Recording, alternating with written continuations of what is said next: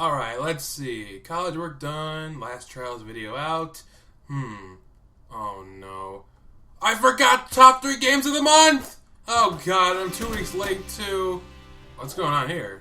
Oh, and I'm falling! Whoa, good thing I got my gun boots on as I go Downwell. Downwell is a side-scrolling, more like a down-scrolling platformer that has the player literally shooting bullets out of their boots, as the name gun boots imply. Each level in the game was procedurally generated, so it definitely has that roguelite game factor to it. Downwell even goes a bit further by having a shop and item system to upgrade your character. The upgrades the player purchases will all stack and can seriously change up the gameplay. Downwell was developed by Moppin, a one-man team. The man behind that team is named Ojiro Fumoto, and as far as I can tell, this is his first game, so it would be very interesting to see how it fares to the critics and the customers. Destructoid gave it a 10 out of 10 and quoted, "It's falling with style." The Jim Sterling collection gave it a 9.5, and he had this to say, "This is the kind of game that you cannot stop playing. It's chaotic and tactical plummeting fun."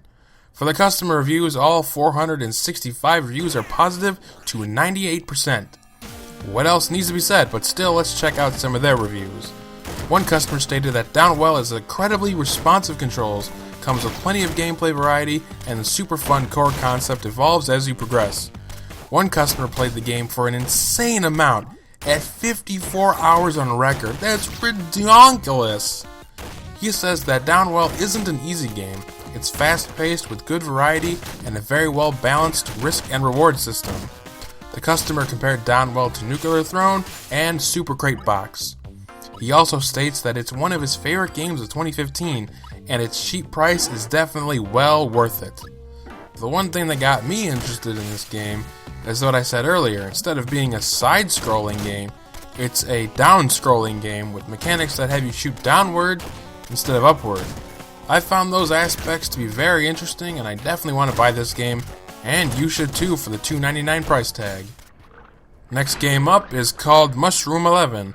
Mushroom 11 is an experimental puzzle platformer created by Untame. Interestingly enough, the game started at the 2012 Global Game Jam in New York, and now, well, it's a full-fledged game. In Mushroom 11, players control a green fungus-like blob that can delete parts of its cells and simultaneously regrow them. This control method is used as a mechanic to solve various puzzles.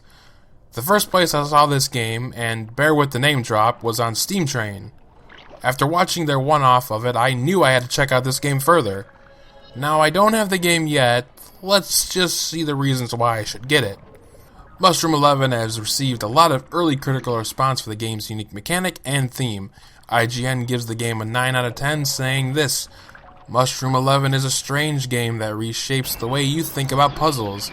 PC Gamer gave it an 85 out of 100, and I quote, "Both genuinely original and a smart physics puzzler, but aggravating in places, Mushroom 11 falls a few inches short of a classic."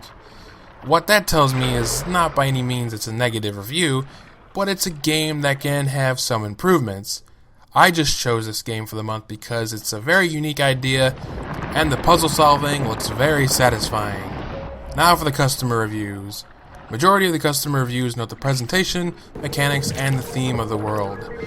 Another customer said much the same, but added the well-balanced difficulty, the soundtrack, and the graphics as positive remarks.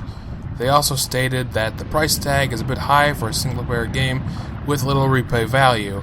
I will warn you the game is a bit steep, and a price that's around $15, but as far as I can see, for the rest of the customer reviews, that was the only negative aspect. Another customer wrote a pretty lengthy article stating that Mushroom 11 is a challenging puzzle game with great world design and fun gameplay, which of course is still let down by its price. He suggested that if you enjoy puzzle games once in a while, it's good to wait for a better sale, and that's what we should do. Wait for the next Steam sale and nab it then. Boy, I'm really in an experimental mood today, if you know what I mean. Ooh, baby. And that'll lead us to the last game of October, which actually came out on the first day of October. The game I'm talking about is The Beginner's Guide. This game is Davey Warden's follow-up to the Stanley Parable, Narrated by Werden himself, The Beginner's Guide takes the user through a number of incomplete and abstract games made by a developer named Coda. Werden challenges the player to try to understand the type of person Coda is from exploring the game. Within the narrative, the player discovers that Werden has tried to force meaning into Coda's games, thus ending their friendship. The point of the game is that it's highly up to interpretation, which is definitely an aspect of the narrative that really pulled me in.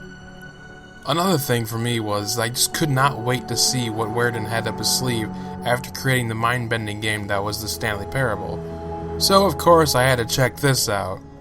Lo and behold, it's another game I've got to get my hands on. For the reviews, The Beginner's Guide actually received a mixed reception. Edmund Trand of GameSpot gave the game an 8 out of 10, saying that it asks the philosophical questions and how to understand some elements of game design. Jeff Marchiafava for Game Informer also rated the game an 8 out of 10 and stated that Werden's approach to the game created a thought-provoking experience. He said this: "The game tackles serious human issues and emotions in a wholly unique way."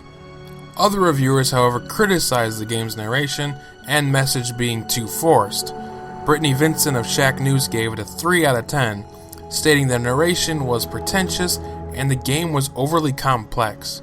Tyler Wilde of PC Gamer gave the game 69 out of 100, feeling that some of the messages were delivered a bit heavy, but still positively critiques the experimental approaches that were used for the player experience.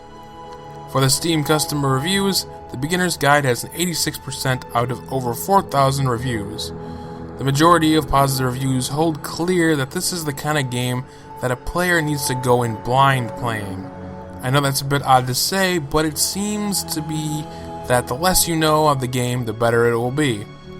Many of those positive customer reviews just praise the game for its experimentation and its message. On the other side, negative reviews say a lot of what the critics' negative thoughts were. It's a little too complex, the message is either forced or hard to get by, and the game is a bit pretentious. So this is really one of those games that you'll either love or you'll hate. I know it's a really odd dilemma whether or not to buy this game. This is what I say: either wait for a sale, or just buy it now and try not to spend too much time playing it so you can return it. Welp, that'll do it for this super late Top 3 Games of the Month episode, and hopefully this will be the latest I'll ever put one of these out. Anyway, what was your favorite game of the month? It doesn't have to be one that was necessarily released this month. Oh wait, what the hell am I saying? It's Fallout 4. Yeah, I know it was released this month, but that's just the thing everyone's got now. Fallout 4 here, Fallout 4 there, Fallout 4 everywhere. So, like and share this video with your buds, and most importantly, check out these games. Have an excellent one out there, and I'll see you later.